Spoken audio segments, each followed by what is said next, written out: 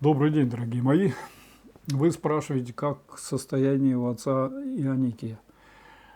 Ну, нормальное.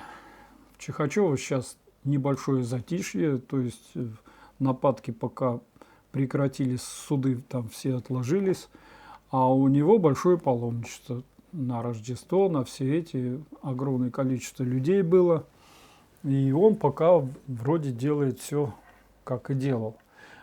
Вы спрашиваете многие, как нам поехать, или прямо звонят и спрашивают, батюшка принимает или нет. Дорогие, я живу в 20 километрах от него, и, честно говоря, у нас телефонной с ним прямой связи нет и не было никогда.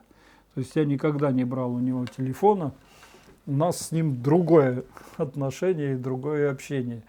Но те, кто мне сообщает, его помощники, говорят, что принимает. И при этом вы должны понимать, что человеку 80 лет, диабет страшенный, нагрузки такие большие. Поэтому вот прямо вам сегодня сказать, что да, езжайте, там он принимает, никто, даже помощники его не скажут. Потому что у него вот уже много лет такая правило, что может выйдет, а не сможет не выйдет и не будет принимать. И когда кто-то мне пишет, что вы скажите батюшке, я хочу приехать, и пусть он со мной поговорит, я ничего сказать не могу и не знаю, поговорит с тобой или нет.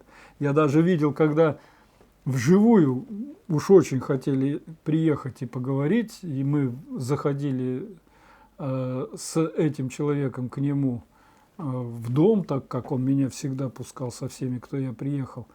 Но он поисповедует, значит, отпустит, тот рот открывает, чтобы поговорить, а он говорит, иди, следующий.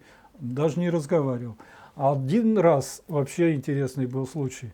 Мы приехали, ну такая женщина достаточно, ну, можно так сказать, состоятельная и из себя представляющая определенную фигуру. И мне казалось, ну уж как ее не принять. И она с таким этим поехала, ну, поеду с батюшкой, побеседую. Приехали, а он дверь не открыл. Я знаю, что он в доме, я знаю, что он слышит меня, как я... И не открыл, и не впустил вообще с нею. То есть она была в таком шоке, тоже очень издалека приехала, с другого континента, и вдруг вот он так взял и поступил. А когда мы уже уходили, там вот я увидел, так оглянулся, гляжу, опять дверь открыл, опять начал всех запускать. То есть вот так даже так бывает. Или я вам все время рассказываю историю, как там 6 монахинь из Польши приехали, а он мне говорит, пойди-ка спроси, откуда они. Я говорю, спросил, они из Польши. Я говорю, батюшка, они из Польши. Я в таком удивлении, он их не принимает. А теперь, говорит, спроси у них, что там, Бог другой. Вот. Пусть, говорит, к нему и едут. Так что вы здесь не надейтесь, что вот то, что вы спланировали, у вас произойдет. Но то, что вы подвиг такой совершите, приехав в Чихачи, это подвиг-то не перед отцом Ионикия, а это подвиг перед Господом. Вы вот так в вере своей уверены, что Господь вам поможет, если вы совершите такое паломничество, и это нормально. Сейчас мне звонят, извините. Извините, немножко отвлекся на звонок.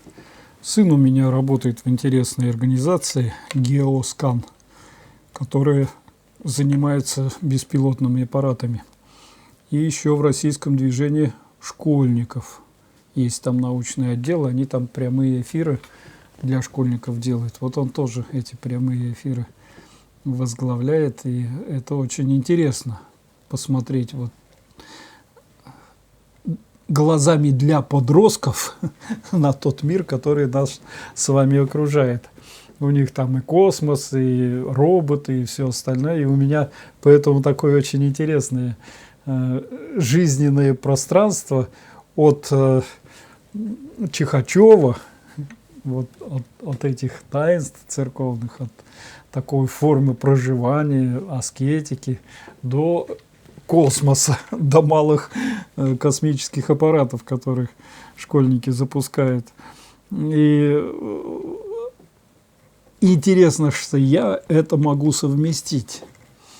То есть, когда вот я начинаю видеть, как некоторые утверждают, что все это несовместимо, что все это никак не может быть духовностью или еще чем-то таким, то я с этим не соглашаюсь, потому что в развитии духовности может быть любое действие, любая деятельность может быть направлена на развитие. И Чихачева – это одна из таких мест, где совместили молитву, аскезу, то есть такое проживание, которое ты немножечко можешь не вытерпеть, но если вытерпишь, то радуешься, вы не представляете, как те, кто вот это. И делание, и делание. И я-то и начал вот этот ролик и весь этот разговор для того, чтобы вам посоветовать посмотреть 2 серии о Чихачева Сергея Шалимова. Это вот тот казак, с которым мы беседовали о Чихачеву, кому-то он понравился, кому-то не очень, что он такой. Но он очень интересный человек. У него большая своя деятельность там с подростками, с казачеством и все остальное. И то, что ему захотелось увидеть в Чихачева правду, и он приехал за ней с людьми, чтобы не одному это мнение иметь, которые там увидят, и заехали ко мне, чтобы познакомиться и выслушать меня, что я там вижу. И он снял хороший, на мой взгляд. Вот сейчас уже 2 серии вышло. Вот вам я ссылочку дам на 1 серию, и там и 2 найдете на его канал. И я вас прошу, посмотрите. Посмотрите не только для того, чтобы увидеть, а что же там делается. То есть там и коровники, и голубятня, и свинарники, ну это все само по себе. Я вас прошу обратить внимание на людей, которые там разговаривают в кадре.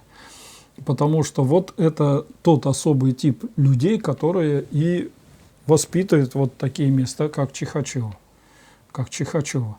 В них дух. И слушая их и видя их, я вас уверяю, что и вы сами получите большую пользу от того, что их услышали. Ну а 2 серия там с Николаем вообще замечательно. Замечательный Николай. Я после того, как ее посмотрел, узнал, кто он такой. Оказывается, человек с высшим образованием, у него Академия физкультуры, он альпинист, он владелец большой компании строительной. Он закончил семинарию для себя специально, потому что такая грамотная речь, такие грамотные объяснения. Я не знаю, мне показалось, что он четче, чем профессор Осипов, некоторые дает объяснения. И очень интересно он про отца Ионикия рассказывает. Я даже я не знал каких-то этих таких вещей. И батюшка открывается с новой стороны, и понятно его героизм, и понятно его, значит, теперь из того, что Николай сказал, его вот это мужество, с которым он служит, и это достойный сын своего отца, получается, отец Ионикий. Послушайте, для вас откроются очень удивительные вещи. Так что еще раз, вот ссылка на канал, на серию. Идите и посмотрите, и вам откроется нечто большее в Чихачево, чем успел открыть вам я. Здоровья вам всем, радости. Побольше бы нам таких отцов Ионикиев и побольше бы таких Чихачевых. Вот как не поймут. Ладно, уже другой вопрос. Все, здоровья, радости. Аминь.